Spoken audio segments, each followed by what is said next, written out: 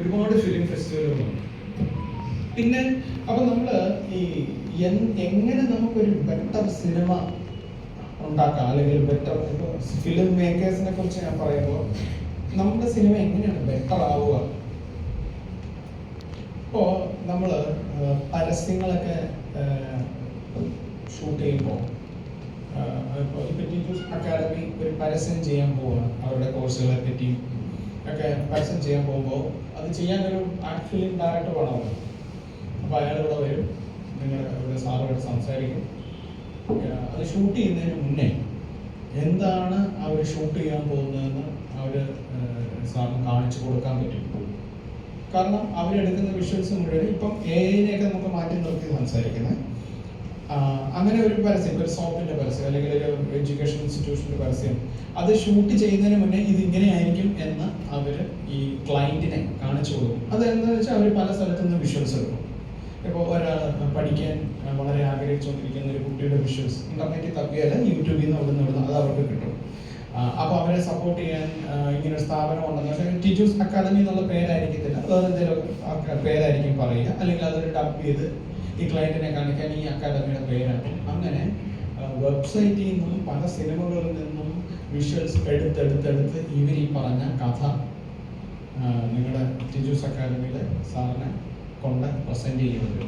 അപ്പോൾ സാർ നന്നായിട്ടുണ്ടെന്ന് പറയുമ്പോൾ ഇത് തന്നെ അവർ വേറെ ആക്ടേഴ്സിനെ വെച്ചിട്ട് ഷൂട്ട് ചെയ്യും. അപ്പോൾ ആക്ടർ മാറും, ലൊക്കേഷൻസ് മാറും, മ്യൂസിക്കും സൗണ്ടും എല്ലാം മാറി ടീച്ചേഴ്സ് അക്കാദമിയുടെ ആയിട്ടുള്ള ഒരു വീഡിയോ, ഒരു അഡ്വർടൈസ്മെന്റ് വീഡിയോ അവർക്ക് കിട്ടും. ഇതേ വീഡിയോ, ഇതേ കണ്ടന്റ് ഇതിനു മുന്നേ അവർ പല പല ആക്ടേഴ്സിനെ വെബ്സൈറ്റിൽ നിന്നും ഇന്റർനെറ്റിൽ നിന്നും സിനിമകളിൽ നിന്നൊക്കെ എടുത്തിട്ടും പ്രസന്റ് ചെയ്തിട്ടുണ്ട്.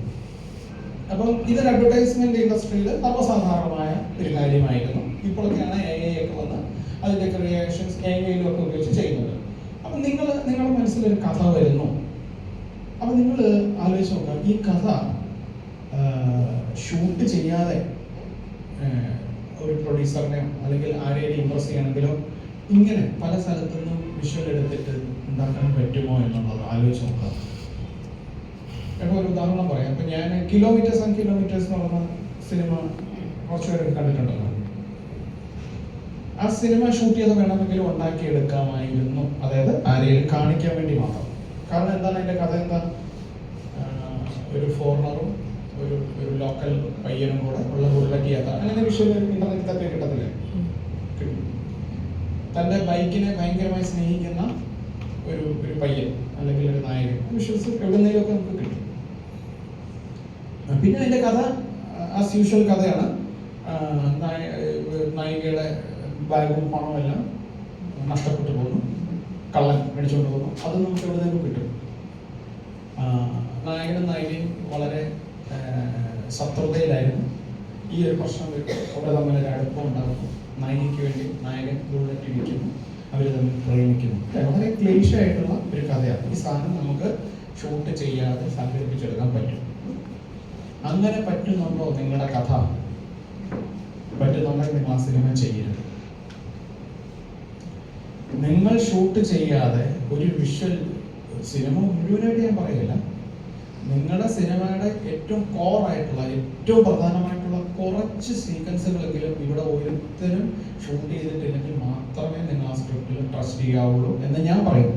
വേറെ ഫിലിമൊക്കെ വേറെ ഡയറക്ടർ വന്നിട്ട് വേറെയൊക്കെ പറയും, പക്ഷെ ഞാൻ എൻ്റെ അനുഭവത്തിൽ നിന്നും എൻ്റെ ഫിലിം മേക്കിംഗ് രീതിയിൽ നിന്നുമാണ് സംസാരിക്കുന്നത്.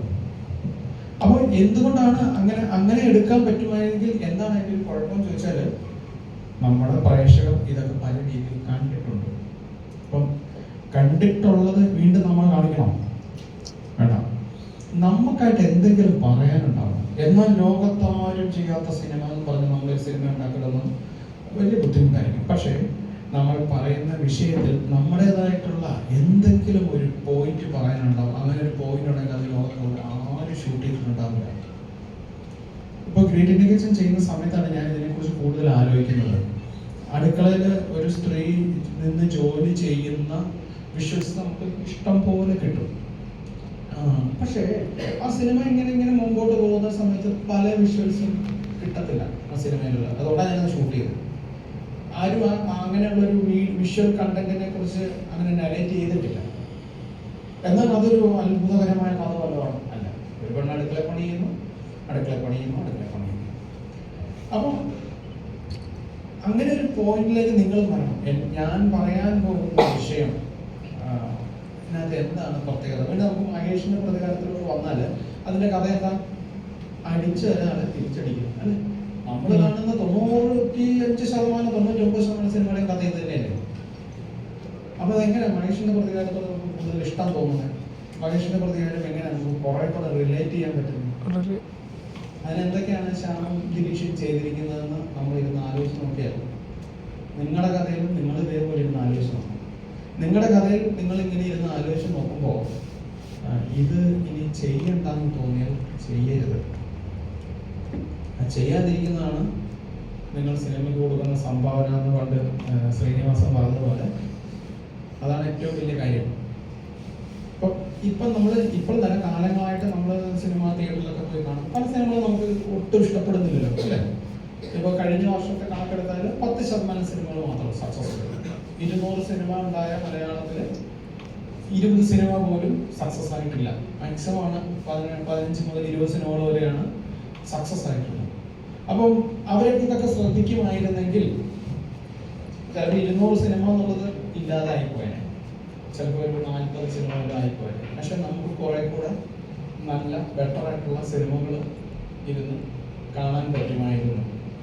അപ്പം ഇതൊക്കെ എങ്ങനെയെന്ന് ചോദിച്ചാൽ ഇതൊക്കെ എങ്ങനെ എന്നുള്ളത് തന്നെയാണ് ഞാനും അന്വേഷിച്ചുകൊണ്ടിരിക്കുന്നത്.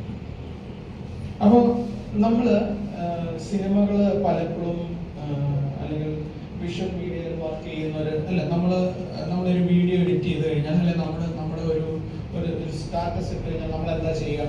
അതിന് പറ്റുന്ന ഒരു സോങ് സെലക്ട് ചെയ്യും അല്ലേ? അതിൻ്റെ മോഡിനും ഒക്കെ പറ്റുന്ന ഒരു സോങ് സെലക്ട് ചെയ്യുന്നു. ചിലപ്പോൾ അത് ഭയങ്കര ആപ്റ്റായിരിക്കും, നമ്മൾ പോസ്റ്റ് ചെയ്യുന്നു. അപ്പോൾ ഇതേപോലെ തന്നെ ഇപ്പോൾ ഈ മഹേഷിന്റെ പ്രതികാരത്തിലോട്ട് വീണ്ടും വന്നാൽ അതിൻ്റെ ഒരാളെ അടിച്ച ഒരാളെ തിരിച്ചടിക്കുന്നു എന്നുള്ള ഒരു കഥയിൽ എന്താണ് ഇതിന്റെ പ്രത്യേകത എന്ന് വെച്ചാൽ അടിച്ച ഒരാളെ ഇനി ചെരുപ്പിടില്ല എന്ന് തീരുമാനിക്കുന്നു. അത് നമ്മൾ കുറച്ച് വിചിത്രമാണ്, അല്ലെങ്കിൽ നമ്മൾ സാധാരണ കിട്ടാൻ. പക്ഷെ ഇത് ഞാൻ ശ്യാമിന്റെ ഇന്റർവ്യൂവിൽ നിന്ന് മനസ്സിലായിട്ടുള്ളത് ഇങ്ങനൊരു സംഭവം തുറവൂർ ഭാഗത്തോ ചേർത്തല ഭാഗത്തോ അവിടെ നടന്നിട്ടുണ്ട്. അപ്പം നടന്ന ഒരു സംഭവമാണ്. നടന്ന സംഭവത്തിനാകുമ്പോൾ എൻ്റെ ഒരു പ്രത്യേകത എന്താണെന്ന് വെച്ചാൽ റിയൽ ആയിട്ട് ഒരു സ്ഥലത്ത് ഉണ്ടായതാണ് അല്ലേ? അപ്പം അതിനെ ചുറ്റിപ്പറ്റി നമുക്ക് റിസർച്ച് ചെയ്യാൻ പറ്റും. എല്ലാ സിനിമകൾക്കും റിസർച്ച് വേണം.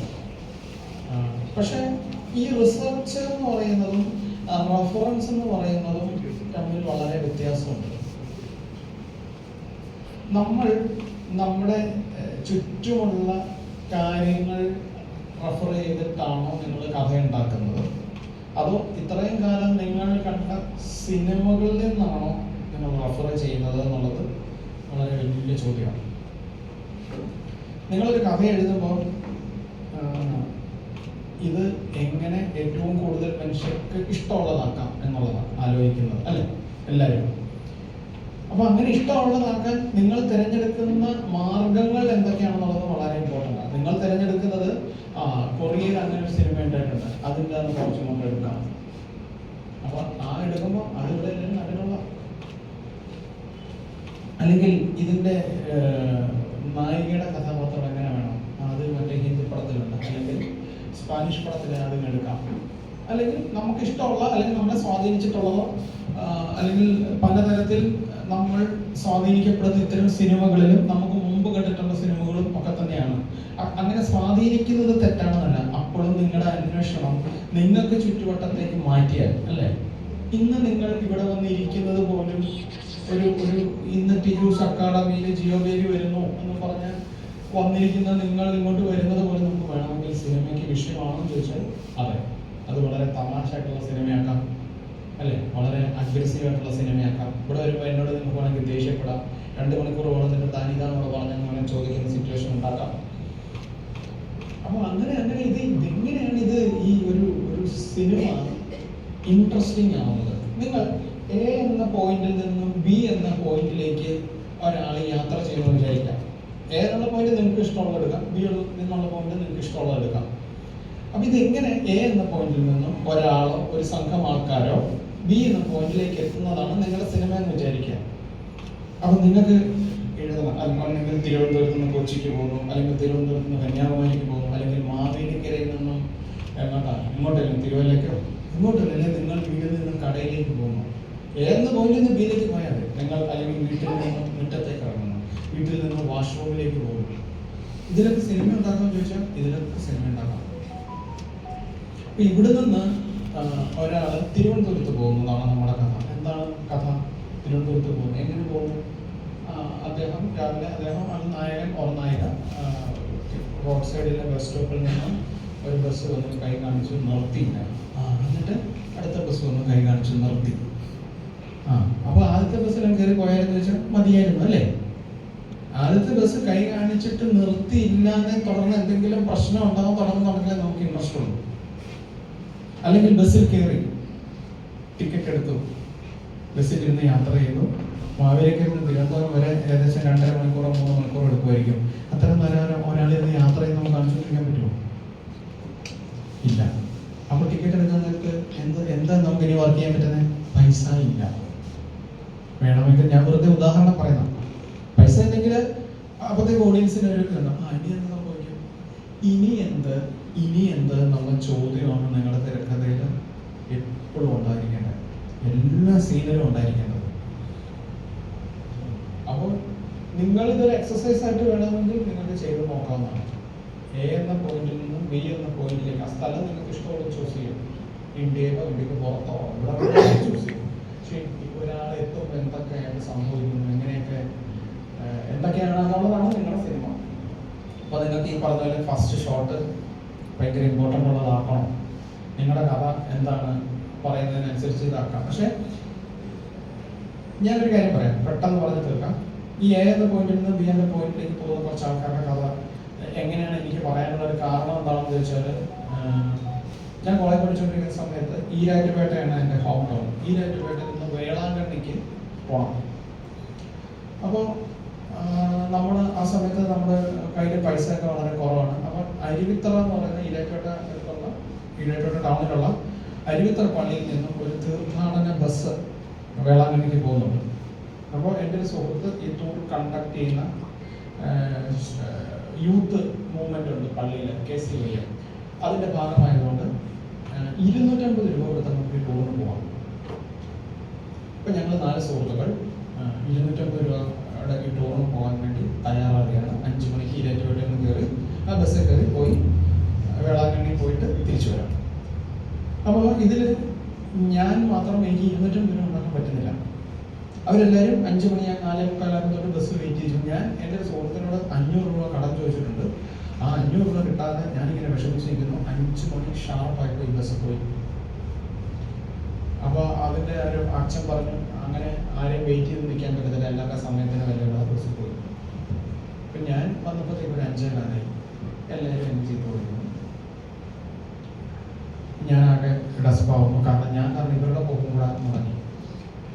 പെട്ടെന്ന് ഒരാൾ പറയുന്നു, നമ്മളേതായാലും ഇറങ്ങിയതാണല്ലോ, നമുക്ക് വേളാങ്കണ്ണിക്ക് പോവാം, ബസ്സിൽ കയറി പോവാം, സാധാരണ ബസ്സിൽ. അങ്ങനെ വേളാങ്കണ്ണിക്ക് ബസ്സിൽ കയറാൻ പോകും. അപ്പോൾ ഒരാൾ പറഞ്ഞു, ടൂറാണല്ലോ, ടൂറാകുമ്പം എല്ലാവരും കുറച്ച് ലിക്കറൊക്കെ കഴിക്കുമല്ലോ, മദ്യപാനം അതൊക്കെ വേണ്ടേ നമുക്ക്. അപ്പോൾ ഈ ടൂറിൽ പ്രധാനപ്പെട്ട ഒരാൾ പറയുന്നു, എല്ലാവരുടെയും 500 രൂപയുള്ളത്. ഈ പ്രധാനപ്പെട്ട ആളുടെ മാത്രം കുറച്ച് പൈസ ഉണ്ട്. ഈ 500 രൂപയ്ക്ക് നിൽക്കുന്ന പോലെ ഒരു ടൂറേ ഉള്ളൂ, 500 രൂപയ്ക്ക് പോയി തിരിച്ചു വരും.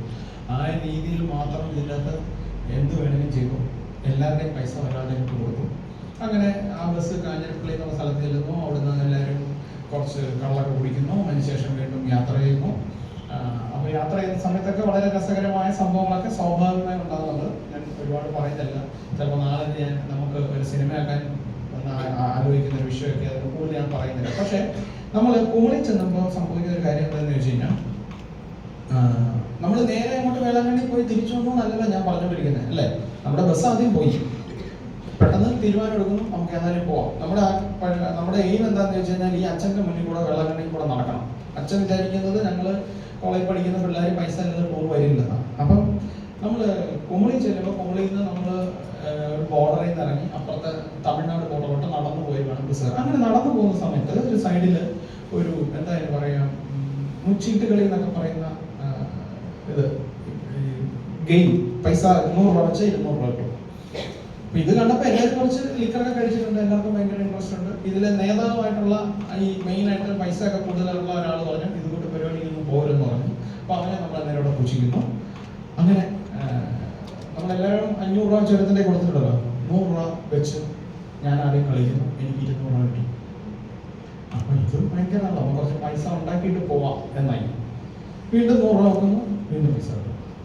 അങ്ങനെ എല്ലാവരും കളിക്കുന്ന 100. പിന്നെ നമ്മൾ പോകാൻ തുടങ്ങി. 100 പോകുന്നു, 200 കിട്ടുന്നു, 100 200 പോകുന്നു. ഒരു 1/2-3 മണിക്കൂർ ഈ 100 രൂപ എല്ലാം വെച്ച് കളിച്ച് ഒരു 1/2-3 മണിക്കൂർ കഴിഞ്ഞപ്പോൾ നമ്മുടെ 4 പേരുടെ 2000 രൂപയും തീർന്നു. അപ്പൊ നമ്മൾ ഇവിടെ ഇങ്ങോട്ട് വന്നപ്പോ ആദ്യം നമ്മളിത് നോക്കി പഠിച്ചിരുന്നു ഈ കളി എങ്ങനെയാന്ന്. അപ്പം 100 രൂപ വെക്കുന്നവർക്കല്ലേ 200 രൂപ കിട്ടിയിരുന്നു. അതെങ്ങനെയാന്ന് വെച്ചാൽ അത് ഈ കളിക്കാരുടെ കൂടെ ഉള്ള ആൾക്കാരെ കളിക്കുന്ന ആൾക്കാരെ അട്രാക്ട് ചെയ്യിക്കാൻ വേണ്ടി. അതാണ് നമ്മുടെ മുഴുവൻ പൈസ. അപ്പോൾ ഇപ്പോൾ നമ്മളൊക്കെ നിയന്ത്രിക്കുന്ന പൈസ കൂടുതലുള്ള ഒരാൾ എല്ലാവരോടും ദേഷ്യപ്പെട്ടു, എല്ലാം തിരിച്ചു പോക്കോളാന്ന് പറഞ്ഞു. അങ്ങനെ അപ്പൊ നമുക്ക് വീണ്ടും ക്രൈസിസ് വന്നത്. അപ്പം നമ്മളിതൊരു ഇപ്പം ഞാൻ നിന്നോട് എ എന്ന പോയിന്റിൽ നിന്നും ബി എന്ന പോയിന്റിലേക്ക് പോകാൻ പറഞ്ഞു. ഇപ്പൊ തന്നെ കുറെ ക്രൈസിസ് ആയില്ലേ. ബസ് പോയി, ലിക്കർ കഴിച്ചു, അതിനുശേഷം തോന്നുന്നു നമ്മൾ ഗെയിം കളിച്ചു, നമ്മുടെ കയ്യിലുള്ള എല്ലാം. അതിനുശേഷം ഞങ്ങൾ വെള്ളത്തിൽ പോയി, അതിനിടയ്ക്ക് കുറേ സംഭവങ്ങളുണ്ട്. ഇതെല്ലാം സ്വാഭാവികമായി സംഭവിച്ചതാണ്. എന്നിട്ട് ഞങ്ങൾ തിരിച്ചു വന്നു. ഞാൻ ഇതിന്റെ തുടക്കത്തിൽ തന്നെ ഇത്ര ഇവന്റ് ഉണ്ടാകുന്നുണ്ട്. ഇതെനിക്ക് പറയാൻ പറ്റുന്നത് ഞാൻ ആലോചിച്ചുണ്ടാക്കിയതല്ല, റിയൽ ഇൻസിഡൻസ് ആണ്. അപ്പോൾ ഈ റിയൽ ഇൻസിഡൻസ് ഇത്രയും വരുമ്പോൾ തന്നെ ഞാൻ വിചാരിക്കുന്നത് അതിനകത്ത് ഒരു ഇനി എന്ത് ഇവരിനി പോകുമോ, പോയാൽ എങ്ങനെ പോകും? അപ്പം ഞാനൊരു ഉദാഹരണത്തിന് പറഞ്ഞാണ്. അപ്പൊ ഇതിന്റെ റെഫറൻസ് എന്താ? ഞാനിത് സിനിമയാക്കിയാൽ, ഞാനിത് എഴുതിയാൽ എന്താ റെഫറൻസ് എന്ന് പറഞ്ഞത് നമ്മുടെ ലൈഫാണ്. അപ്പൊ ഈ ലൈഫിൽ നിന്ന് എടുക്കുന്നതിനെല്ലാം ഒരു ക്വാളിറ്റി കൂടുതൽ ഉറപ്പായിട്ടുണ്ടാകും. നമ്മൾ മഹേഷിന്റെ പ്രതികാരം പറഞ്ഞു, അല്ലെങ്കിൽ മലയാളത്തിൽ ഉണ്ടായിട്ടുള്ള പല സിനിമകളുടെ റെഫറൻസ് മെറ്റീരിയൽസ് ആയിട്ട് റിയൽ ലൈഫ്, പ്രത്യേകിച്ച് നമ്മളിപ്പോൾ കിരീടം പറഞ്ഞ ലോഹിതദാസിന്റെ കഥകൾ, അദ്ദേഹം ചെയ്തിട്ടുള്ള സിനിമകളെല്ലാം ഈ റിയൽ ആയിട്ട് കണക്റ്റഡ് ആണ്. ഇപ്പോൾ എന്താ പറയുക, ഞാൻ ഇരിക്കാൻ ഒരു കാരണം ഗ്രേറ്റ് ഇന്ത്യൻ കിച്ചൺ എന്ന് പറഞ്ഞ സിനിമയാണെന്ന് എനിക്കറിയാം. അത് റിയൽ ആണ് അതിൻ്റെ ഒരു കണ്ടന്റ് എന്ന് പറഞ്ഞാൽ. അല്ലെ, കൂടുതലും ചിലപ്പോൾ ആൺകുട്ടികൾക്ക് മനസ്സിലാവുക അറിയുമെന്ന് എനിക്കറിയില്ല. പക്ഷെ നിങ്ങളുടെ വീട്ടിൽ പോയിട്ട് നിങ്ങളുടെ പെങ്ങന്മാരോടും കൂട്ടുകാരികളോടും അമ്മമാരോടും ഒക്കെ ചോദിച്ചാൽ അതിൻ്റെ ഒരു പെയിൻ, അടുക്കളയിൽ ഇങ്ങനെ നിന്ന് 365 ദിവസവും ജോലി ചെയ്യുക, അതിനെന്താണ് നമ്മളൊക്കെ അവർക്ക് തിരിച്ചു കൊടുക്കുന്നതെന്നൊക്കെ ചോദിക്കാൻ പറ്റുന്ന സിറ്റുവേഷനിലൂടെ ഞാൻ കടന്നു പോയതുകൊണ്ടാണ് ആ സിനിമ ഉണ്ടായത്. അപ്പം എന്നാൽ കിലോമീറ്റേഴ്സ് ആൻഡ് കിലോമീറ്റേഴ്സ് കംപ്ലീറ്റ് അവിടെ നിന്നൊക്കെ നമുക്ക് ഉണ്ടാക്കിയെടുക്കാൻ പറ്റുന്ന റെഫറൻസ് മെറ്റീരിയൽസ് മുഴുവൻ പല സിനിമകളുമാകുന്ന, അല്ലേ? നമുക്ക് കിലുക്കത്തിന്റെ കഥയും കിലോമീറ്റേഴ്സിന്റെ കഥ ഏകദേശം ഒന്നല്ലേ? തോന്നുന്നില്ല, സത്യം. അപ്പോൾ അതിൽ നിന്ന് മാറി ഞാൻ ആ സിനിമ കഴിഞ്ഞപ്പോൾ കുറച്ച് എനിക്ക് ഒരു പ്രോസസ് ഉണ്ടായി. നമ്മൾ ഈ സിനിമ ചെയ്യുന്നതിന് കുറെ കൂടെ നന്നാവണം, കുറെ കൂടെ ജെനുവിനായിട്ട് അതിനെ സമീപിക്കണം എന്നൊക്കെയുള്ള ആലോചനയിൽ നിന്നാണ് ഇതൊക്കെ സംഭവിക്കുന്നത്. അപ്പോൾ നമ്മുടെ ആലോചനയിൽ ഈ പറയുന്ന ലൈഫിന്റെ റെഫറൻസ് ഉണ്ടായാൽ ഭയങ്കരമായിട്ട് സിനിമ ബെറ്റർ ആവും. അത് ആർക്കൊക്കെ അത് ബെറ്റർ ആക്കാൻ പറ്റും? ഇപ്പോൾ ആസ് ആൻ ആക്ടറെ സംബന്ധിച്ച് നിങ്ങളുടെ റെഫറൻസ് എന്ന് പറയുന്നത് തന്നെ ജീവിതമാണ്. ഇപ്പം നിങ്ങൾ പോയിട്ട് മോഹൻലാലിനെ പോലെയോ മമ്മൂട്ടിയെ പോലെയോ അല്ലെങ്കിൽ നിങ്ങൾക്ക് ഇഷ്ടപ്പെടുന്ന, ആരാധിക്കുന്ന, ബഹുമാനിക്കുന്ന ഏതെങ്കിലും ഒരു നടനെ പോലെ പെർഫോം ചെയ്യാൻ അയാളുടെ അഭിനയത്തിന്റെ വീഡിയോ കണ്ടുകൊണ്ടിരുന്നാൽ പ്രത്യേകിച്ച് കാര്യമൊന്നുമില്ല. കാരണം അയാൾ അതുപോലെ അഭിനയിച്ചുകൊണ്ടിരിക്കുന്നുണ്ട്. നിങ്ങൾ അവരെ ഫോളോ ചെയ്യണം, അവരുടെ സിനിമ കാണരുതെന്നൊന്നും അല്ല ഞാൻ പറഞ്ഞത്. പക്ഷെ അവരുടെ അഭിനയം നിങ്ങൾ കോപ്പി ചെയ്യാൻ ശ്രമിക്കരുത്. ഇപ്പോൾ നമ്മൾ ഇവിടെ ഇരിക്കുന്ന നമ്മുടെ നിങ്ങൾ ചുറ്റും നോക്കിയാൽ നമ്മൾ ഏകദേശം 100 പേരുണ്ടെന്ന് വിചാരിക്കുന്നു, നമ്മളധികം പേരുണ്ടാവും. ഏകദേശം 100 ഫീലിങ്സ് അതിൻ്റെ അകത്ത് ഇരിക്കുന്നു, അല്ലേ? ഇവിടെ ഒരാൾ ഇങ്ങനെ ഇരിക്കുന്നു, എങ്ങനെ ഇരിക്കുന്നു ചോദിച്ചാൽ അതിന് കാരണമുണ്ട്, എന്തുകൊണ്ട് അങ്ങനെ ഇരിക്കുന്നു. ഇപ്പം ഞാൻ ഇങ്ങനെ ഇരുന്നാൽ എന്തെങ്കിലും കുഴപ്പമുണ്ടോ? പ്രത്യേകിച്ച് കുഴപ്പമില്ല. ചിലരെ വിചാരിക്കുമായിരിക്കും അയാളെ കാലിന്മേൽ കാലൊക്കെ കയറ്റി വെച്ചിരിക്കുന്നു. പക്ഷെ ഒരുപാട് ചോദ്യങ്ങളൊന്നും ഉണ്ടാവില്ല. കുറച്ചു പേരൊക്കെ ചിന്തിക്കും വേഗം മര്യാദയ്ക്ക് ഇരുന്നോടെ എന്ന്. പക്ഷെ എനിക്കെങ്ങനെ ഇരിക്കാവുന്ന എന്താണെന്ന് വെച്ചാൽ, ഞാൻ നിങ്ങളെ വിളിച്ചിട്ട് വന്നിരിക്കുന്ന ഒരു ഗസ്റ്റാണ്. നിങ്ങൾ പറഞ്ഞ കുറച്ച് സിനിമ എടുത്തിട്ടുണ്ടാകും, അങ്ങനെ ആവാം. അതേസമയത്ത് ഈ ഫ്രണ്ടിൽ ഇരിക്കുന്ന ഇയാള് കാലുമേ കാര്യമായിട്ട് ഇരുന്നാൽ അത് എനിക്ക് ഭയങ്കര ചിലപ്പോൾ പ്രശ്നമാവും. ഇതെല്ലാം നമ്മുടെ സാമൂഹികമായിട്ടുണ്ടാകുന്ന നമ്മുടെ ശീലങ്ങളുടെ പ്രശ്നമാണോ. അപ്പൊ ഞാൻ കുറെ കൂടെ ഈസി ആയിട്ടിരിക്കുന്നത് എന്താണെന്ന് വെച്ചാൽ എനിക്ക് കുറച്ച് പ്രിവിലേജ് ഉണ്ട്. അപ്പൊ ഇതിന്റെ ഒരു റെഫറൻസ് നിങ്ങൾക്ക് നാളെ നിങ്ങളുടെ റോൾ എന്ന് പറയുന്നത് ഇത്തരത്തിൽ ക്ലാസ് എടുക്കുക, അല്ലെങ്കിൽ നിങ്ങളുടെ ക്ലാസ് റൂമിൽ ഇരിക്കുക എന്ന് പറഞ്ഞാൽ ഇതിന്റെ റെഫറൻസ് എവിടുന്നാണ് വരേണ്ടത്? ഏതെങ്കിലും ക്ലാസ് റൂമിൽ ഇരിക്കുന്ന ഒരു സിനിമയിലെ സീനുകൾ കണ്ട് നോക്കിയിട്ട് തിരിച്ചു വരാൻ അല്ല. നമ്മളങ്ങനെ ഇരുന്നിട്ടുണ്ടോ എന്നറിയണം. നമ്മളങ്ങനെ ഇരുന്നിട്ടില്ലെങ്കിൽ നമ്മൾ അങ്ങനെ പോയുള്ള സ്ഥലങ്ങളിൽ ഇരിക്കണം, അല്ലേ? നമ്മൾ ഈ എന്താ പറയുക, നമുക്ക് ഏറ്റവും നമ്മൾ വീട്ടിൽ എങ്ങനെയായിരിക്കും ഇരിക്കുക, അല്ലെ? വീട്ടിൽ നമ്മൾ ചിലപ്പോൾ ഇങ്ങനെ ഇരിക്കും, അല്ലെ? ഇങ്ങനെ ഇരുന്ന് ടി വി ചിലപ്പോൾ നമ്മൾ ഇങ്ങനെ ഇരിക്കും, അല്ലെ? അതെന്താ ഇതേപോലെ നമ്മൾ നിങ്ങളുടെ പ്രിൻസിപ്പളിന്റെ അല്ലെങ്കിൽ നിങ്ങളുടെ സാറിന്റെയോ ചെയറിന്റെ അല്ല ഓഫീസിൽ പോയി അങ്ങനെ ഇരിക്കാത്തത്? ഇപ്പൊ നിങ്ങൾ ഹോസ്പിറ്റലിൽ പോയി കഴിഞ്ഞാൽ ICU അല്ലെങ്കിൽ വെന്റിലേറ്റർ റൂമൊക്കെ ഇല്ലേ, അവിടെ എങ്ങനെയാണ് മനുഷ്യരിക്കുക? ഇത്രമായിരം റെഫറൻസ് ഉണ്ടോ? അവിടെ പോയി മനുഷ്യരിക്കുന്നത് ഭയങ്കര ടെൻസ്ഡ് ആയിരിക്കും. പലരും ഒരു ചെയറിൽ ഫുള്ളായിട്ട് ഇരിക്കുന്ന പോലും ഉണ്ടാകും, അല്ലേ? നിങ്ങൾ പോലീസ് സ്റ്റേഷനിൽ പോയി എങ്ങനെ ആയിരിക്കും ഇരിക്കുക? പോലീസ് സ്റ്റേഷനിൽ പോയിട്ട് സാറേ ഒരു പരാതി അങ്ങനെയല്ല. നിങ്ങൾ ഐഡിയയുടെ വോഡോഫോണിന്റെ ജിയോയുടെ ഓഫീസിൽ പോയാലോ, നിങ്ങളെ ഇങ്ങോട്ട് സാറെന്ന് വിളിക്കുന്നത് കൊണ്ട് നമുക്ക് കുറച്ചുകൂടെ പവർ ഉണ്ടോ? ഇതെല്ലാം reference arc? As an actor, film maker, writer. അപ്പം നിങ്ങൾ നിങ്ങളുടെ ചുറ്റും കുറെ കൂടെ കണ്ണ് തുറന്ന് നോക്കിക്കൊണ്ട് നിങ്ങളുടെ വീട്ടിന്റെ അകത്ത് നല്ല ഒന്നാന്തര സിനിമ കിടപ്പുണ്ട്. അതിനെ നമുക്ക് കണ്ണുകൊണ്ട് കണ്ടെത്താൻ പറ്റണം. നമ്മുടെ കണ്ണുകൊണ്ട് കാണുകയും ഹൃദയം കൊണ്ട് എഴുതാനൊക്കെ പറയും. അത് സംഭവിക്കുമ്പോൾ മികച്ച കലാസൃഷ്ടികൾ ഉണ്ടാവും. പക്ഷെ ഇത് എന്താണെന്ന് എല്ലാം എൻ്റെ വീട്ടിൽ കിടപ്പുണ്ട്. പക്ഷെ എനിക്കും ഇതിനെ കാണാൻ പറ്റുന്നില്ല. നമുക്ക് ചുറ്റും ഇപ്പൊ നിങ്ങളുടെ സുഹൃത്തുക്കളും തമ്മിലുള്ള ബന്ധം എല്ലാ സിനിമയ്ക്കും വിഷയമാണ്. ഇതുവരെ ആരും പറയാത്ത കഥകളൊക്കെ നമ്മുടെ ജീവിതത്തിൽ എല്ലാ ദിവസവും നടക്കുന്നുണ്ട്. പക്ഷെ ഇതിൻ്റെ അകത്ത് ഒരു പോയിന്റിൽ നമുക്കിതിനെ തിരിച്ചറിയണം. പിന്നെ നിങ്ങൾക്ക് ഭയങ്കരമായ വിഷമം വരുന്നു, അല്ലേ? നമുക്കെല്ലാം ഭയങ്കര സങ്കടങ്ങളും വിഷമങ്ങളും ഒക്കെ ഉള്ള മനുഷ്യരൊക്കെ തന്നെയാണ്. ഇങ്ങനെ വിഷമിച്ചുകൊണ്ടിരിക്കുമ്പോൾ പോലും as an actor, film maker, writer അല്ലെങ്കിൽ ആർട്ടിന്റെ ഏരിയ വർക്ക് ചെയ്തുകൊണ്ടിരിക്കുന്നവർക്ക് മാത്രം ഉള്ള ഒരു സംഭവം നാളെ ഇതെനിക്ക് എടുത്ത് ഉപയോഗിക്കാൻ പറ്റും. നിങ്ങളുടെ സങ്കടങ്ങളെ മാത്രമല്ല, നിങ്ങളുടെ സങ്കടങ്ങൾ, സന്തോഷങ്ങൾ, ഇതൊക്കെ നിങ്ങൾക്ക് നിങ്ങളുടെ പ്രൊഫഷനിൽ എടുത്ത് ഉപയോഗിക്കാൻ പറ്റുന്ന ഒരേ ഒരു വിഭാഗം ആണ് കലാകാരന്മാരെന്ന് പറയുന്നത്, അല്ലേ? ഇവിടെ പഠിപ്പിക്കുന്ന ഒരു ടീച്ചർക്ക് വിഷമം ഉണ്ടായാൽ എന്ത് ചെയ്യും? ചിലപ്പോൾ ക്ലാസ്സിനെ അഫക്റ്റ് ചെയ്യും, ചിലപ്പോൾ സ്റ്റുഡൻസിനോട് മോശമായിട്ട് പെരുമാറിയെന്ന് വരാം, അല്ലെങ്കിൽ അവർ അപ്സെറ്റ് ആവും, അല്ലേ? ഇതേ കാര്യം ഒരു ആക്ടർക്കാണെങ്കിലോ വളരെ വിഷമം ഉണ്ടായാൽ എന്താണ് ചെയ്യാൻ പറ്റും? നമുക്ക് നാളെ ഇതേ സിറ്റുവേഷനിൽ ഒരു ക്യാരക്ടർ വരുമ്പോൾ എനിക്കത് കുറേ പേരെ ഉൾക്കൊണ്ട് ചെയ്യാൻ പറ്റും എന്ന് വിചാരിക്കാം. റൈറ്റർക്കാണെങ്കിലും നാളെ എൻ്റെ ഏതെങ്കിലും സിനിമയിൽ ഇത്തരം ഒരു സിറ്റുവേഷൻ ഉണ്ടാക്കുന്ന സമയത്ത് അത് കുറേ കൂടെ ശക്തമായിട്ട് അവതരിപ്പിക്കാൻ എൻ്റെ സങ്കടങ്ങളെല്ലാം കാരണമാകും. അപ്പം ഈ ഒരു പോയിന്റ് ഭയങ്കര ഇമ്പോർട്ടൻ്റ് ആണ്. നിങ്ങൾക്ക് ചുറ്റും കൃത്യമായി നിരീക്ഷിക്കുക, കൃത്യമായി നോക്കുക.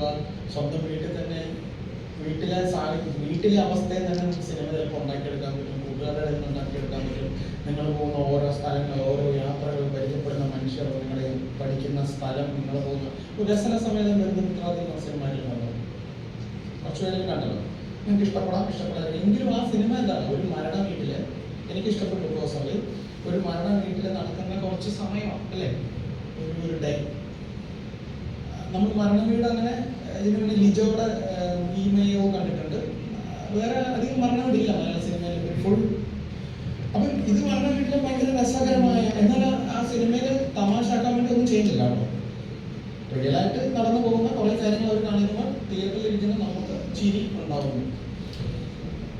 അപ്പം അങ്ങനെയൊക്കെ സിനിമകൾ ഒരു മരണ വീട് വെച്ചൊരു സിനിമ ഉണ്ടാക്കി എടുക്കാൻ പറ്റുന്നു. ഇപ്പൊ ഞാനൊരു സിനിമ ചെയ്തിട്ടുണ്ട്, ശ്രീധന്യ കേരള സർവീസ് എന്ന സിനിമയുടെ പേര് ആരും തന്നെ കണ്ടിട്ടുണ്ടാവില്ല. So thank you. അതൊരു ഫ്ലോപ്പ് സിനിമയാണ്. അതിൻ്റെ ഒരു ബോക്സ് ഓഫീസ് പരിപാടിയിൽ ആ സിനിമ കുറച്ച് കൂട്ടുകാർ ചേർന്ന് ബിരിയാണി ഉണ്ടാക്കുന്ന, അത് റിയൽ ഇൻസിഡൻ്റ്. എനിക്ക് പേഴ്സണലി ഇപ്പം നമ്മൾ ഈ പറഞ്ഞ നമുക്ക് തർക്കിക്കാമല്ലോ, എൻ്റെ സിനിമ പൊട്ടിപ്പൊളിക്കുന്ന പടമാണത്. പക്ഷെ എനിക്ക് ഏറ്റവും പേഴ്സണലി ഇഷ്ടമുള്ള സിനിമയാണ്. അപ്പോൾ അത് ഞാൻ ജയിക്കാൻ വേണ്ടി ഇറക്കിയതാണെന്ന് ചോദിച്ചാൽ അല്ല, എനിക്ക് ഭയങ്കര ഇഷ്ടമാണ് സിനിമ ഉണ്ടാക്കിയതും ചെയ്തതും. പക്ഷെ വേറെ മനുഷ്യർക്ക് അത് വർക്കായില്ല. അതിന് പല കാരണങ്ങളുണ്ടാവാം. ഇപ്പോൾ അത് റീൽസായിട്ട് ഭയങ്കരമായിട്ട് അതിൻ്റെ റീലുകളെല്ലാം ഭയങ്കരമായിട്ട് ഇങ്ങനെ മില്യൺസ് വ്യൂ ആയിട്ട് ഇപ്പോൾ പോകുന്നുണ്ട്. അപ്പോഴും ഇത് സിനിമയുണ്ടെന്നുള്ള അതിൻ്റെ അടിയിലുള്ളവർക്ക് അറിയില്ല, അത് കമൻറ്റ് ചെയ്യുന്നവർക്ക്. അപ്പോൾ അത് പോട്ടെ. അപ്പം ഈ റിയൽ ഇൻസിഡൻസിനെ ബേസ് ചെയ്തിട്ട് നമ്മൾ വർക്ക് ചെയ്യുന്ന സമയത്ത് നിങ്ങൾ വേറെ സിനിമകൾ റെഫർ ചെയ്ത് കഴിഞ്ഞാലുള്ള പ്രശ്നം എന്ന് പറഞ്ഞാൽ അതിവിടെ ഓൾറെഡി ഉള്ളതാണ്. നിങ്ങൾ അത് തന്നെ പല രീതിയിൽ മാറ്റി മറിച്ചൊക്കെ ചെയ്തുകൊണ്ടിരിക്കേണ്ടി വരും. അപ്പം ഈ ഒരു കുറച്ചും കൂടെ തുറന്ന് കാണാൻ തുടങ്ങിക്കഴിഞ്ഞാൽ, ശ്രദ്ധിക്കാൻ തുടങ്ങിക്കഴിഞ്ഞാൽ നമുക്ക് നിങ്ങളിപ്പോൾ എഴുതിക്കൊണ്ടിരിക്കുന്ന സിനിമനെ കുറെ കൂടെ ലിഫ്റ്റ് ചെയ്യാൻ പറ്റും. അല്ലെങ്കിൽ നിങ്ങൾ എഴുതിക്കൊണ്ടിരിക്കുന്ന ആലോചിച്ചുകൊണ്ടിരിക്കുന്ന സിനിമനെ വേണ്ടെന്ന് നോക്കാൻ പറ്റും. നമ്മൾ സ്വയമായിട്ട് ചെക്ക് ചെയ്ത് ഞാനിവിടെ ഉണ്ടാകണോ ഉണ്ടാകണ്ടയോ എന്നും കൂടെ തീരുമാനിക്കണം. നമ്മൾ നേരത്തെ പറഞ്ഞതാണ് നമ്മുടെ സെൽഫ് ചെക്കിങ്. നമുക്ക് ഷോർട്ട് ഫിലിംസ് എടുക്കാൻ നിങ്ങൾക്ക് 0 ബഡ്ജറ്റിൽ മൊബൈൽ ഫോണിൽ ഷൂട്ട് ചെയ്താൽ മതി, മൊബൈൽ ഫോണിൽ എഡിറ്റ് ചെയ്താൽ മതി. നിങ്ങൾ ആരെയും കാണിക്കണം എന്നൊന്നുമില്ല, നിങ്ങൾക്ക് തന്നെ കാണാം, വിലയിരുത്താം. അല്ലെങ്കിൽ നിങ്ങളെ ഏറ്റവും മനസ്സിലാക്കുന്ന കുറച്ച് മനുഷ്യരെ കാണിക്കാം, വിലയിരുത്താം. നല്ലതെന്ന് തോന്നിയാൽ നിങ്ങൾക്ക് അപ്ലോഡ് ചെയ്യാം. അപ്പോൾ ഇപ്പോൾ ലോകം മുഴുവനും ഈ മൊബൈൽ ഫോണുകളിൽ സിനിമ വരെ ഉണ്ടാക്കുന്നുണ്ട്. ഇപ്പം പല പല ആൾക്കാർക്കും പല പല സംശയങ്ങളുണ്ടാവും സിനിമയിൽ. ഇപ്പോൾ എന്താ പറയുക, ഒരു എപ്പോഴും പണ്ടും നിന്നും ഏറ്റവും ഹൈ എൻഡ് ക്യാമറ എന്ന് പറഞ്ഞാൽ ഐഫ്ലക്സ് എന്ന് പറയുന്ന ഐയുടെ ഡിഫറെൻറ്റ് വേരിയേഷൻസ്, പിന്നെ റെഡ് ഉണ്ട്. അപ്പോൾ നമ്മളൊരു സിനിമ ചെയ്യുന്നത് ഈ ക്യാമറയിൽ അല്ലെങ്കിൽ എന്തെങ്കിലും പ്രശ്നം ഉണ്ടാകുന്ന ചോദിച്ചാൽ ഒരു പ്രശ്നമില്ല. അതാണ് ഞാൻ പറഞ്ഞത്, നമ്മുടെ മൊബൈൽ ഫോണിൽ വരെ നമുക്ക് സിനിമ ഉണ്ടാക്കാൻ പറ്റുന്നുണ്ടെങ്കിൽ ഈ എക്യുപ്മെന്റ് എന്നുള്ളത് നിങ്ങളുടെ സിനിമയുടെ കഥയും നിങ്ങളുടെ സിനിമയുടെ ടോണും ഒക്കെ ആയിട്ട് ബന്ധപ്പെട്ട് നിൽക്കുന്ന കാര്യമാണ്. അപ്പോൾ ഇപ്പോൾ എന്താ പറയുക, സോണിയുടെ ക്യാമറാസ് ഉണ്ട്. ഇപ്പം ഞാൻ എൻ്റെ ആദ്യത്തെ സിനിമ ചെയ്ത് കാനോൺ 5D എന്ന് പറഞ്ഞ ക്യാമറയാണ്. അത് ആ സമയത്ത് ലോഞ്ച് ആയിട്ടുള്ള 2010-11 ശേഷം ആ സമയത്ത് വന്നിട്ടുള്ള ആ സമയത്ത് ആ ക്യാമറയ്ക്ക് തന്നെ 2 ലക്ഷം രൂപ വിലയുള്ളൂ. അപ്പോൾ അതെക്കുറിച്ച് കൊടുത്ത് വാങ്ങിച്ചപ്പോൾ ഞാൻ ഈ പറഞ്ഞ പോലെ നമുക്ക് മൊബൈൽ ഫോണോ അല്ലെങ്കിൽ നമുക്ക് ഈ സൗകര്യം ഇല്ല. പക്ഷേ ഒരു ക്യാമറ കിട്ടിയപ്പോൾ നമ്മൾ ഉണ്ടാക്കിയ സിനിമയാണ് അത്. 2 പെൺകുട്ടികൾ എന്നാണ് സിനിമയുടെ പേര്. അത് ജിയോ സിനിമയിൽ യൂട്യൂബിലൊക്കെ ഉണ്ട്. അതാണ് നമ്മുടെയൊക്കെ ഒരു തുടക്കം. അപ്പോൾ ആ സമയത്ത് നമുക്കിത് പേടിയുണ്ടായിരുന്നു, ഇത് വലിയ ക്യാമറ എടുത്തില്ലെങ്കിൽ എന്തെങ്കിലും കുഴപ്പമുണ്ടോ. അപ്പോൾ വലിയ ക്യാമറയിൽ എടുക്കേണ്ട സിനിമകൾ വലിയ ക്യാമറയിൽ തന്നെ എടുക്കണം. നമ്മൾ ഈ പറഞ്ഞ പോലെ ഒരു സിനിമയുടെ കഥ, അതിൻ്റെ ഒരു കളർ ടോൺ, അതൊക്കെ ആയിട്ട് ബന്ധപ്പെട്ട് നിൽക്കുന്ന അതിൻ്റെ ഒരു റെസൊല്യൂഷൻ ഭയങ്കര ഇമ്പോർട്ടൻ്റ് ആണെങ്കിൽ നമ്മൾ ആ ക്യാമറ തന്നെ ചൂസ് ചെയ്യണം. പക്ഷേ അതല്ലാതെ ഒരുപാട് തരം സിനിമകളുണ്ടല്ലോ. ഇപ്പോൾ ചാപ്പാക്കുരിശ് എന്ന് പറഞ്ഞ സിനിമ ഷൂട്ട് ചെയ്തിരിക്കുന്നത് ഞാൻ ഈ പറഞ്ഞ കാനോൺ 5D ക്യാമറയിൽ തന്നെ ഷൂട്ട് ചെയ്തിരിക്കുന്നത്. അല്ലെങ്കിൽ മഹേഷ് നാരായണൻ്റെ സീ യു സൂൺ, എനിക്ക് തോന്നുന്നു അത് ഐഫോൺ ആണെന്ന് തോന്നുന്നു അല്ലേ. 2021 ബെസ്റ്റ് സിനിമാറ്റോഗ്രാഫി അവാർഡ് കിട്ടിയ സിനിമ ഷൂട്ട് ചെയ്തിരിക്കുന്നത് ഐഫോണിലാണ്. കേരള ഫിലിം സ്റ്റേറ്റ് അവാർഡ് കയറ്റ എന്ന സിനിമയുടെ പേര്. കളർ ഗ്രേഡിങ്ങിനുള്ള സ്റ്റേറ്റ് അവാർഡ് കിട്ടിയിരിക്കുന്നതും അതേ സിനിമയ്ക്ക് തന്നെയാണ്, ബിജു പ്രഭാകർ. അപ്പം അങ്ങനെ നോക്കും, അയ്യോ ഇതിനൊക്കെ ചെയ്താൽ വളരെ സക്സസ്ഫുൾ പല തരത്തിലാവുന്നു, ഗവൺമെൻറ് ഉൾപ്പെടെയുള്ള അംഗീകാരങ്ങൾ കിട്ടുന്നു. അത് മാത്രമല്ല ലോകത്ത് പല ഫിലിം ഫെസ്റ്റിവലുകളിലും ഇത്തരത്തിൽ ഐഫോണിലും മറ്റു മൊബൈൽ, ഐഫോൺ മാത്രമല്ല കേട്ടോ, ഐഫോൺ എന്ന് നമ്മളിങ്ങനെ അറിയാതെ പറഞ്ഞു പോകുന്നു. മൊബൈൽ ഫോൺ എന്ന് പറഞ്ഞാൽ മൊബൈൽ ഫോണിൽ ഷൂട്ട് ചെയ്തിട്ടുള്ള സിനിമകൾ ലോകത്ത് ഉള്ള വളരെ ഇമ്പോർട്ടൻ്റ് ആയിട്ടുള്ള ഫിലിം ഫെസ്റ്റിവലുകളിൽ കാണിക്കുന്നുണ്ട്. അപ്പം ഇത്തരം സാധ്യതകളൊക്കെ ഉപയോഗിക്കുക. ഇപ്പോൾ IDSFK എന്ന് പറഞ്ഞിട്ട് international documentary short film festival of Kerala എല്ലാ വർഷവും തിരുവനന്തപുരത്ത് നടക്കുന്നുണ്ട്. നമ്മളിങ്ങനെ മൊബൈലിൽ എടുക്കുന്ന ഇങ്ങനത്തെ കുഞ്ഞു സിനിമകൾ അവിടെ അയച്ചു കൊടുത്തു കഴിഞ്ഞാൽ ഇന്ത്യയിൽ നിന്നും ലോകത്തിൻ്റെ മുഴുവൻ സ്ഥലത്തുനിന്നും എൻട്രീസ് ചെയ്യുന്ന സ്ഥലം. പക്ഷേ അവിടെ സെലക്ഷൻ കിട്ടിയാൽ ആസ് എ ഫിലിം മേക്കർ എന്നുള്ള രീതിയിൽ നിങ്ങൾക്കൊരു അംഗീകാരമായിരിക്കും. നമുക്ക് മുമ്പോട്ടുള്ള യാത്രയിൽ നമുക്ക് കുറച്ചുകൂടെ കോൺഫിഡൻസ് കിട്ടും. ചിലപ്പോൾ നിങ്ങൾക്ക് സാമ്പത്തികമായിട്ടുള്ള പ്രയോജനങ്ങൾ ഉണ്ടാവാം.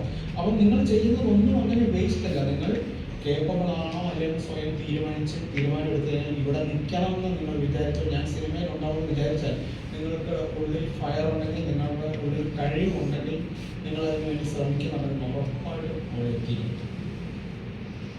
അതിന് യാതൊരു സംശയമില്ല. ഇപ്പോൾ ഞാനൊരു കാര്യം കൂടെ പറയാം, സമയം എത്രയും ഇനി ഒരു ഇൻട്രാക്ഷനിലോട്ട് പോലെ ഞാൻ ഒരു കാര്യം പറയാം, കാരണം ഇത് എല്ലാവരും ചോദിക്കാൻ സാധ്യതയുള്ള ചോദ്യം കൂടെ ആരുടെ കൂടെ പറഞ്ഞത്. അപ്പം ഞാൻ ഇതുപോലെ നിങ്ങളെപ്പോലെ തന്നെ എന്താ പറയുക, സിനിമയിൽ വരാൻ ആഗ്രഹിച്ച് നടക്കുന്നു, കഥകൾ എഴുതുന്നു. പക്ഷെ ഒന്നും ഒരാളെ കാണാൻ പോലും നമുക്ക് ബുദ്ധിമുട്ടാണ്. പക്ഷെ 1-2 സിനിമകളിൽ അസിസ്റ്റന്റ് ഒക്കെ ആയിട്ട് ജോലി ചെയ്ത് കഴിഞ്ഞപ്പോൾ ആക്ടേഴ്സിനെയൊക്കെ കുറെ കാണാനും പ്രൊഡ്യൂസേഴ്സിനെ കാണാനും ഒക്കെ പറ്റുമായിരുന്നു. പക്ഷെ നമ്മൾ ഒന്നും ചെയ്ത് പ്രൂവ് ചെയ്തിട്ടില്ലല്ലോ. നിങ്ങൾ എന്താ ചെയ്തിട്ടുള്ളത് ചോദിക്കുമ്പോൾ ഒന്നുമില്ല. അപ്പൊ അങ്ങനെ ഒരാളെ വിശ്വസിക്കാൻ എല്ലാവർക്കും എല്ലാ കാലത്തും അന്നും ഇന്നും മടിയാണ്.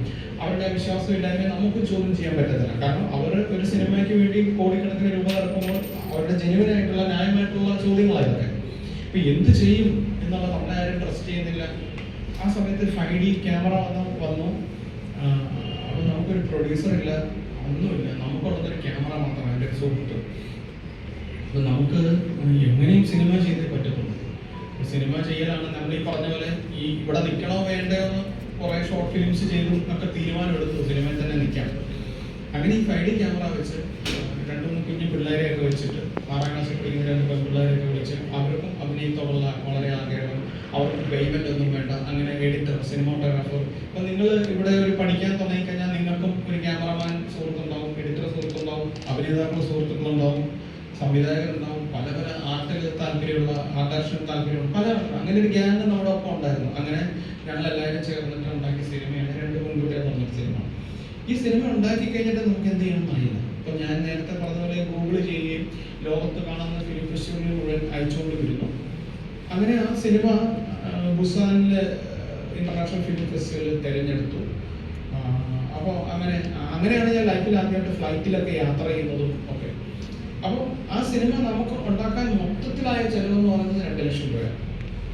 ഈ 2 ലക്ഷം രൂപ എന്ന് പറയുന്നത് ഞാൻ തന്നെ ജോലി ചെയ്ത് ഉണ്ടാക്കിയിട്ടുള്ള പൈസയാണ്. ഞാൻ ആ സമയത്ത് മാറിമായും എഴുതുന്നുണ്ട്, MIT ന്യൂസ് എഴുതുന്നുണ്ട്. ഇതിന്ന് ഉള്ള എൻ്റെ പൈസ വരുമ്പോൾ മാത്രമാണ് ഷൂട്ട് ചെയ്യുക. ആ പൈസ തീരുമ്പോൾ ഷൂട്ടിംഗ് തുടങ്ങും. അങ്ങനെ പല സമയങ്ങളായി ഷൂട്ട് ചെയ്ത് പല മനുഷ്യരെ പല രീതിയിൽ സഹായിച്ച് ആ സിനിമ ഇങ്ങനെ ഒട്ടേറെ ഫിലിം ഫെസ്റ്റിവലുകളിൽ പോയി. അപ്പോൾ ഈ സിനിമ എനിക്ക് റിലീസ് ചെയ്യാൻ പറ്റുന്നില്ലായിരുന്നു. ആ സിനിമയ്ക്ക് സ്റ്റേറ്റ് അവാർഡ് ഉണ്ടായിരുന്നു, മികച്ച ബാലനടി. അങ്ങനെ ഈ സിനിമ നിരന്തരം ഇങ്ങനെ പല ഇടയ്ക്കിടയ്ക്ക് വാർത്തകളിൽ വരുന്ന കണ്ടു. അങ്ങനെ ഒരു കമ്പനിയായിട്ട് സംസാരിച്ചു, ഈറോസ് ഇന്റർനാഷണൽ. അവർ ഈ സിനിമ കണ്ടിട്ട് പറഞ്ഞു ഞങ്ങൾക്ക് റിലീസ് ചെയ്യാം. അപ്പൊ അവര് അവിടെ ഒരു ആവശ്യം മുന്നോട്ട് വെച്ചു, ഈ സിനിമ തിയേറ്റർ റിലീസ് ചെയ്യണമെങ്കിൽ അറിയപ്പെടുന്ന ആരെങ്കിലും ഉണ്ടാവണം. അപ്പോൾ ആ സിനിമയിൽ അന്ന് അറിയപ്പെടുന്ന ആരുമില്ല. 6ാം ക്ലാസ്സിൽ പഠിക്കുന്ന 2 പെൺകുട്ടികളാണ്. അപ്പൊ അവര് പറഞ്ഞ ആവശ്യം അനുസരിച്ച് ഞാൻ ആ സിനിമയ്ക്ക് ഒരു 10 മിനിറ്റും കൂടെ സീനുകൾ എഴുതി ചേർത്തു, ആ സിനിമയായിട്ട് കണക്ട് ആയി നിൽക്കുന്ന. അപ്പൊ അതിന് അമലാപ്പൂളും ടോവിനോയും വന്ന് അഭിനയിച്ചു. അന്ന് ടോവിനോ ഒരു വലിയ സ്റ്റാർ ആയിട്ടില്ല.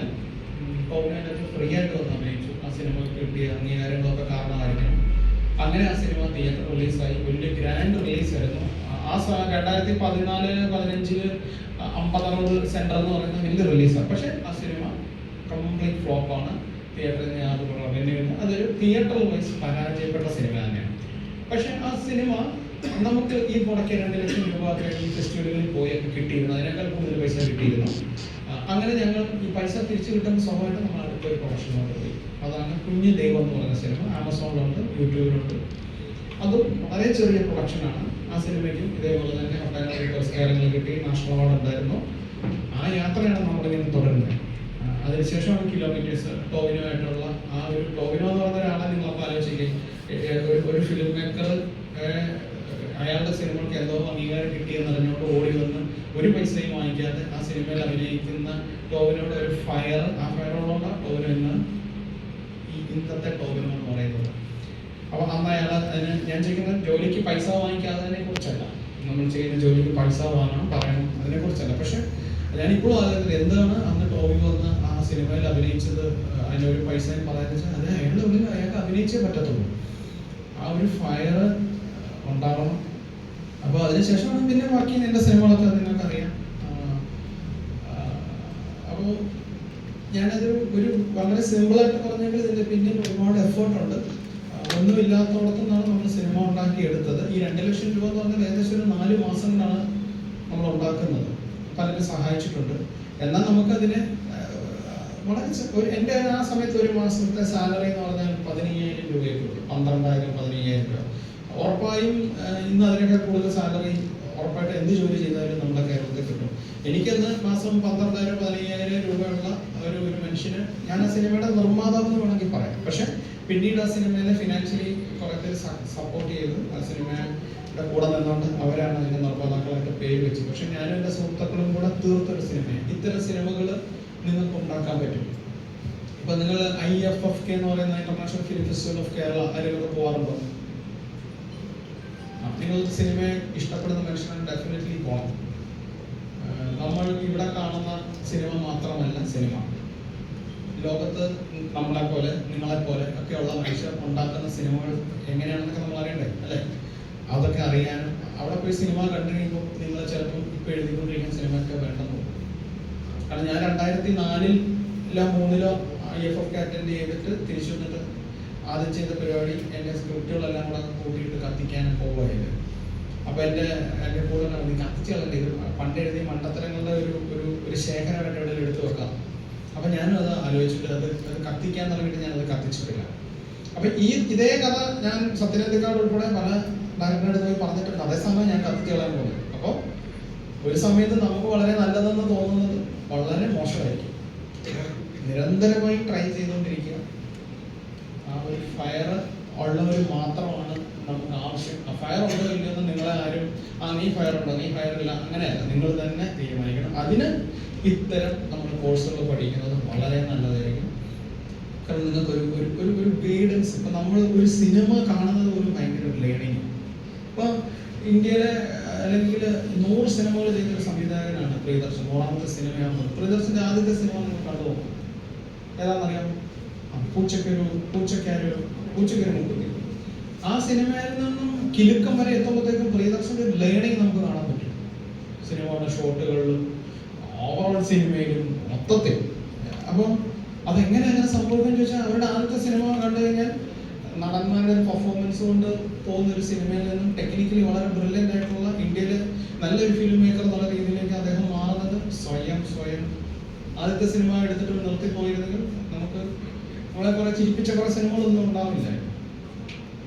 അപ്പോൾ ആ ഫയർ ഉണ്ടോ ഇല്ല എന്നുള്ള അന്വേഷണം നിങ്ങൾ തന്നെ നടത്തണം. അതിന് നിങ്ങളുടെ ഇത്തരത്തിലുള്ള കോഴ്സുകൾ പഠിക്കുന്നത് വളരെ നല്ലതാണ്. ഇപ്പോൾ ഞാൻ ഫിലിം മേക്കിംഗ് കോഴ്സ് പഠിച്ച കാര്യം പറഞ്ഞാൽ, ഞാൻ film making MA cinema and television എന്നൊരു കോഴ്സ് ഞാൻ പഠിച്ചത്. ഞാൻ കംപ്ലീറ്റ് ചെയ്തിട്ടില്ല, വേറെ കുറേ ഇഷ്യൂസ് കാരണം.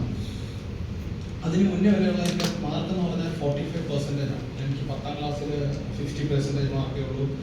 ഡിഗ്രി ഞാൻ തോറ്റുപോയിട്ട് 2ാമത് 3ാമത് എടുത്തിട്ടാണ് ജയിക്കുന്നത്. അതും 50% മാർക്കേ ഉള്ളൂ. അങ്ങനെ ഒരാൾ സിനിമ പഠിക്കുന്ന സമയത്ത് എൻ്റെ മാർക്ക് മോർ ദാൻ 90% ആണ്. അതെങ്ങനെ സംഭവിക്കുന്നത്? നമുക്ക് ഭയങ്കര ഇഷ്ടമുള്ള കാര്യം പഠിക്കുന്നത് വളരെ ആസ്വദിക്കാൻ പറ്റുന്നു. അപ്പോൾ ആ സമയത്ത് പഠനത്തിന്റെ ഭാഗമായിട്ട് കണ്ടിട്ടുള്ള സിനിമകളൊക്കെ നമ്മൾ ഒരുപാട് സ്വാധീനിച്ചിട്ടുണ്ട്. അപ്പോൾ നിങ്ങളും ഇത്തരം സ്ഥലങ്ങളിൽ വരുമ്പോൾ സിനിമയുടെ ഒരു ഹിസ്റ്ററി ഉണ്ട്. നമ്മളിപ്പോൾ നമ്മൾ ഏറ്റവും ഉദാഹരണങ്ങൾ പറഞ്ഞിട്ടുള്ള സിനിമകൾ എടുത്ത് വെച്ച് പറഞ്ഞാലും സമാനമായിട്ടുള്ള ഫീലിങ്സ് പല സിനിമകളും ഓൾറെഡി നമ്മുടെ ലോകം മുഴുവനുണ്ട്. ഇപ്പൊ നമ്മൾ കിരീടം പറഞ്ഞാലും, ഗ്രേറ്റ് ഇന്ത്യൻ കിച്ചൺ പറഞ്ഞാലും, കുമ്പളങ്ങി നൈറ്റ്സ് പറഞ്ഞാലും, കാതൽ പറഞ്ഞാലും, അല്ലെങ്കിൽ തുടരും പറഞ്ഞാലും, നമുക്ക് ഇഷ്ടപ്പെട്ട എന്ത് പറഞ്ഞാലും നമ്മളൊന്നും അല്ല അതവിടെ ഉണ്ടാക്കിയിട്ടുള്ളത്. അതിന് മുന്നേ നമുക്ക് ഉണ്ടാക്കിയിട്ടുണ്ട്. അപ്പൊ സിനിമയ്ക്ക് ഇനിയും ഒരുപാട് വളരാനുള്ള, ഒരുപാട് ഡിഫറെന്റ് ആയിട്ടുള്ള സിനിമകൾ ഉണ്ടാക്കുന്ന യങ് ജനറേഷൻ വന്ന സിനിമയെ മാറ്റിമറിക്കേണ്ടതുണ്ട്. അപ്പോൾ ഇതൊക്കെ നിങ്ങളുടെ ഉള്ളിലിരിക്കട്ടെ. നമുക്ക് സമയം വളരെ കുറവാണ്. പിന്നെ നിങ്ങൾക്ക് സിനിമയെ പറ്റിയിട്ടുള്ള ടെക്നിക്കലായിട്ടുള്ള നോർമലായ സംശയങ്ങൾക്കെല്ലാം നിങ്ങളുടെ ഗൂഗിളിലും യൂട്യൂബിലും ഉത്തരങ്ങൾ കിട്ടും. നിങ്ങളുടെ തിരക്കഥയുടെ സ്ട്രക്ചർ അല്ലെങ്കിൽ 3 ആക്ട് സ്ട്രക്ചർ അല്ലെങ്കിൽ തിരക്കഥ, ലോകത്തിലാകെ ഇത്ര എണ്ണം തിരക്കഥകളും അതിൻ്റെ ഡിഫറെൻറ്റ് വേർഷനാണ് ലോകത്തിൽ ഉണ്ടായിട്ടുള്ള എല്ലാ കഥകളും. അങ്ങനെയൊക്കെ നിങ്ങൾക്ക് അങ്ങനെ പഠിക്കാം. പക്ഷേ നിങ്ങളെ ഗൈഡ് ചെയ്യാൻ നിങ്ങൾ അങ്ങനെ ചെയ്താൽ ഇങ്ങനെ ഒരു റിസൾട്ട് ഉണ്ടാവും. നിങ്ങൾക്ക് പ്രാക്ടിക്കലായിട്ടുള്ള കൂടി ചേർന്നിട്ടുള്ള വർക്കുകൾ ചെയ്യാൻ പറ്റുന്നതൊക്കെ നിങ്ങളുടെ എബിലിറ്റി ഭയങ്കരമായിട്ട് കൂട്ടും. ഞാൻ പറയുന്നത്, ഞാൻ ഒരിക്കലും ഈ സ്ഥാപനത്തിൻ്റെ ഒരു പ്രൊമോട്ടറായിട്ടാണ് പറയുന്നതല്ല. നിങ്ങൾ എന്ത് കാര്യവും പഠിക്കുന്നത് വളരെ നല്ലതായിരിക്കും. നിങ്ങൾക്ക് പ്രാക്ടിക്കൽ കിട്ടുന്നത് വളരെ നിങ്ങളുടെ കരിയറിനെ ഫിലിം മേക്കിംഗ് ആകാൻ, മേക്കറാവണം, ആക്ടറാവണം ആഗ്രഹിക്കുന്ന എല്ലാ മനുഷ്യരുടെയും എബിലിറ്റി കൂടും. നമുക്ക് എവിടെയെങ്കിലും വെച്ചൊരു ഡിസിഷൻ എടുക്കാം. നമുക്ക് ഇവിടെ ഇരിക്കുന്ന എല്ലാ മനുഷ്യർക്കും നമുക്ക് സിനിമയിലോട്ട് ചിലപ്പോൾ വരാൻ സാധ്യതയില്ലായിരിക്കും. പക്ഷേ ആ വരേണ്ട എവിടെയോ കുറച്ച് മനുഷ്യരുണ്ട്, അവരെ നമുക്ക് ഫൈൻഡ് ഔട്ട് ചെയ്യാൻ പറ്റും എന്നെയാണ് എനിക്ക് എൻ്റെ അനുഭവത്തിൽ നിന്നൊക്കെ മനസ്സിലായിട്ടുള്ളത്. അപ്പോൾ നമുക്ക് ഇനി നിങ്ങളായിട്ടുള്ള ഒരു ഇൻട്രാക്ഷനും കൂടെ ഉള്ള സമയമുള്ളൂ. നിങ്ങളുടെ കോഴ്സൊക്കെ തുടങ്ങി എപ്പോൾ സമയത്ത് കുറെ കൂടി ഡീറ്റെയിൽഡ് ആയിട്ട് വേണമെങ്കിൽ നമുക്ക് ഈ സിനിമ എന്നുള്ളൊരു ക്രാഫ്റ്റിനെ കുറിച്ച് സംസാരിക്കാം. കുറെ കൂടെ സമയം വേണം. നമുക്ക് ഒരു പ്രൊജക്ടറും ഒക്കെ വെച്ചിട്ട് അപ്പോഴും അത് നമുക്ക് ഇൻഫോർമേഷൻ മാത്രമാണ്. ആ ക്ലാസ് കഴിയുമ്പോഴത്തേക്ക് എല്ലാവർക്കും പോയി പേപ്പറും പേന എടുത്ത് തിരക്കഥ എഴുതാനോ ലാപ്ടോപ്പ് തിരക്കഥ എഴുതാനോ പറ്റത്തില്ല. അങ്ങനെയാണ് ഞാനും ചെയ്തേനേ ഉള്ളൂ. ഞാൻ കാതിൽ ഷൂട്ട് ചെയ്തിട്ട് സിനിമ ഇറങ്ങിയിട്ട് 1 വർഷം 2 വർഷമാകാറായി സിനിമ ഇറങ്ങിയിട്ട്. അപ്പോൾ എന്തുകൊണ്ടാണ് ഞാൻ എന്തോ സിനിമ ചെയ്യാത്തത്? ഞാനിത് ഇങ്ങനെ ആലോചിച്ചുകൊണ്ടിരിക്കുക എന്ത് ചെയ്യും അടുത്തത്. ഈ ഫോർമുലയൊക്കെ നമ്മൾ പഠിപ്പിക്കുകയും പറയുകയും ചെയ്യുന്നതാണ്. അതിന് നമുക്കങ്ങ് പെട്ടെന്ന് അങ്ങനെ സൂപ്പർ ഹിറ്റുകൾ ഉണ്ടാക്കിക്കൂടെ? അപ്പൊ അത് അത്തരം കുറെ കൂടെ സിനിമ എന്ന് പറയുന്ന ക്രാഫ്റ്റിനെ കുറിച്ചിട്ടുള്ള ഒക്കെ വേറെ നിങ്ങൾ പഠിക്കാൻ തുടങ്ങി കഴിഞ്ഞാൽ നമുക്ക് വേണമെങ്കിൽ പിന്നീട് സംസാരിക്കാം. അപ്പൊ നിങ്ങൾക്ക് എന്തെങ്കിലും ചോദിക്കാനുണ്ടെങ്കിൽ പെട്ടെന്ന് ചോദിക്കാം.